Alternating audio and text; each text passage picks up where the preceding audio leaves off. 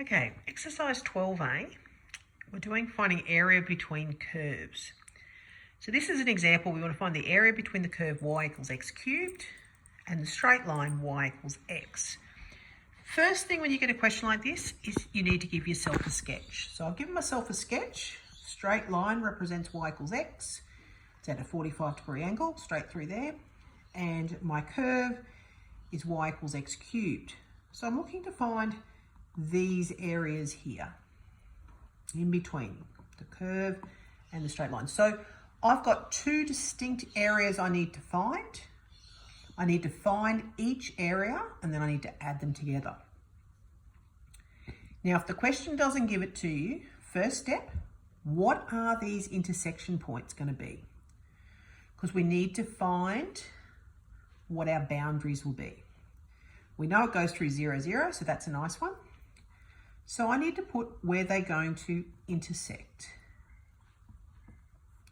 So I put x cubed equals x. So x cubed minus x equals 0. I factorise it. So quite clearly I've got x times x squared take 1 equals 0. X equals 0. Or x squared minus 1 equals 0. Giving me x squared equals 1. So x equals plus or minus 1. The square root of 1. Always remember when you're square rooting, it's plus or minus. So what that means over on my diagram, as a bit rough as it is, it comes down at 1 and -1 and 0 in the middle.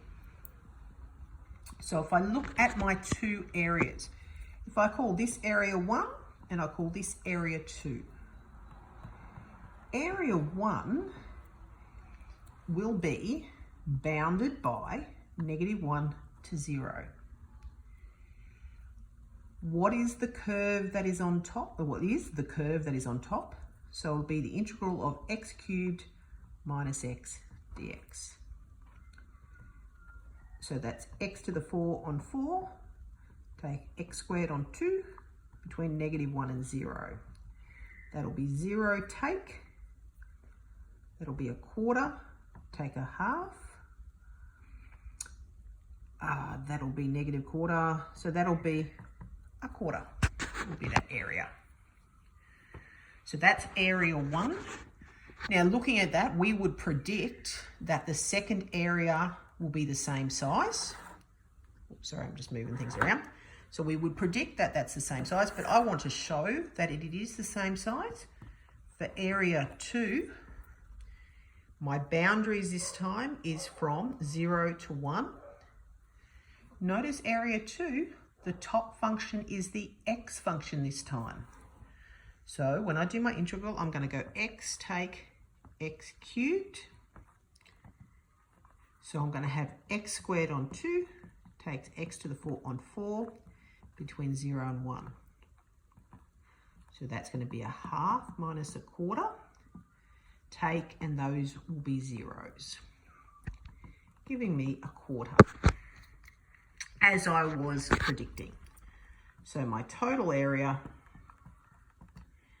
a quarter plus a quarter equals a half units squared.